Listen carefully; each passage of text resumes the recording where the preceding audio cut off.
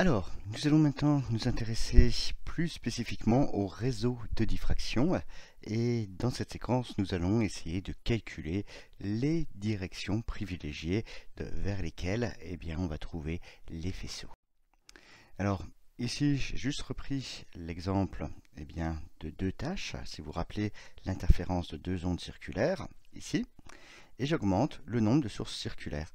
Et ce qu'on voit, c'est qu'au fur et à mesure que j'augmente le nombre de tâches circulaires, je ne vais pas forcément changer la direction dans laquelle je vais avoir la lumière qui ici est symbolisée par des traits blancs. Non, les directions restent assez bien fixées, c'est la direction des maxima. Ce qui va changer, ça va être l'épaisseur un petit peu de ces maxima.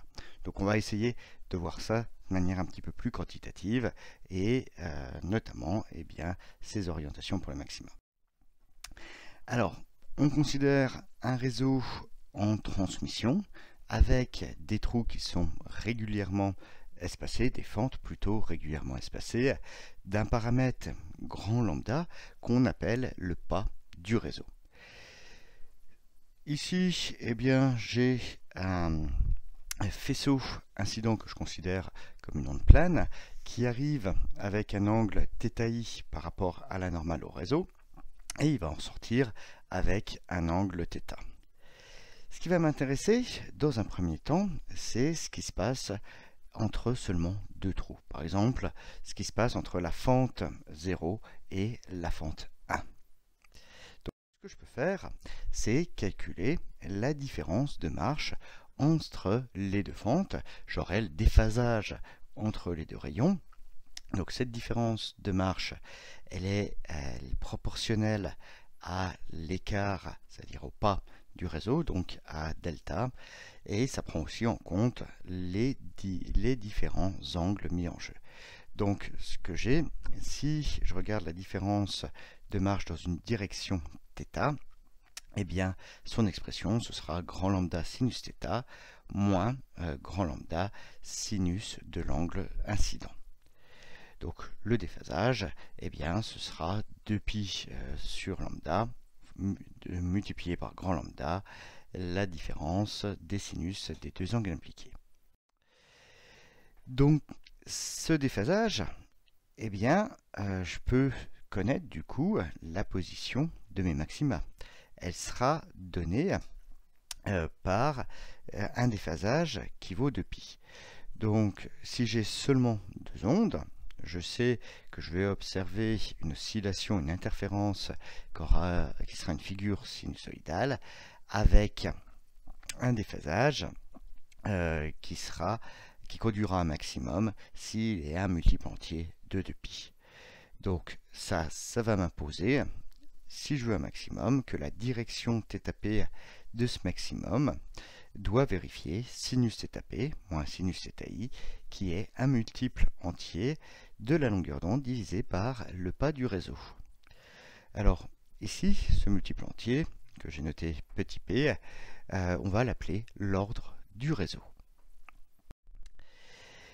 Donc là, on a la condition d'interférence pour deux de nos ondes, mais en y réfléchissant bien, si mon trou, si ma fente 0 et ma fente 1 conduisent à des rayons qui interfèrent constructivement, comme ma fente -1 et ma fente 0 sont également séparées de la même distance, j'aurai le même type d'interférence entre -1 et 0. Donc j'aurai aussi des interférences constructives dans la direction θp entre ces deux fentes. Et donc, mes rayons -1, 0, 1 vont tous être en phase. Je peux faire le même raisonnement pour la fente 2, qui, dans cette direction-là, sera forcément en phase avec la fente 1, donc également en phase avec la fente 0, avec la fente -1, et ainsi de suite. Donc, en fait, quand je vérifie la condition que j'ai édictée, tous mes rayons sont en phase dans cette direction θp. Donc l'interférence dans la direction θp, ce ne sera pas uniquement l'interférence de deux rayons, non, ce sera l'interférence des rayons issus de chacune des fentes qui est impliquée. Donc la loi que j'ai retrouvée par mon raisonnement assez simple portant sur deux rayons, en fait je peux l'étendre et c'est ma loi des réseaux. C'est sous ce nom-là qu'on la connaît.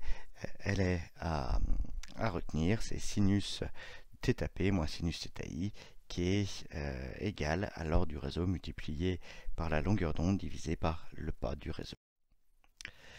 Alors, une petite illustration de l'effet qu'on obtient. On a un réseau en transmission qui a été mis sur le chemin d'un faisceau laser et on voit clairement en sortie les différents ordres de diffraction.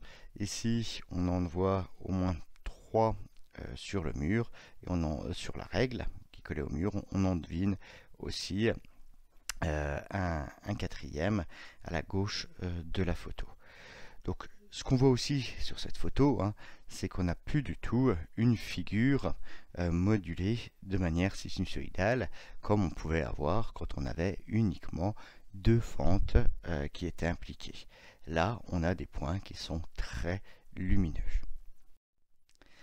C'est une autre photo ici qui est prise. Alors là, c'est une vue de haut du faisceau après la traversée d'un réseau en transmission et on voit bien un ordre central et de part et d'autre de cet ordre central un ordre -1, un ordre +1. Ici on ne distingue pas forcément d'ordre supérieur. Donc quand on a comme ça plusieurs répliques d'un faisceau initial, on peut suspecter une diffraction. Alors est-ce que c'est le cas ici sur cette photo d'un phénomène solaire? Ici on voit 3 soleils. Alors on n'est pas sur Star Wars à Tatooine. Ce phénomène il porte un nom, c'est connu sous le terme de Parelli et on ne peut pas l'associer à un réseau de diffraction. Donc c'est pas la bonne explication. Là, ce phénomène, c'est simplement lié à des cristaux de glace qui sont dans l'atmosphère.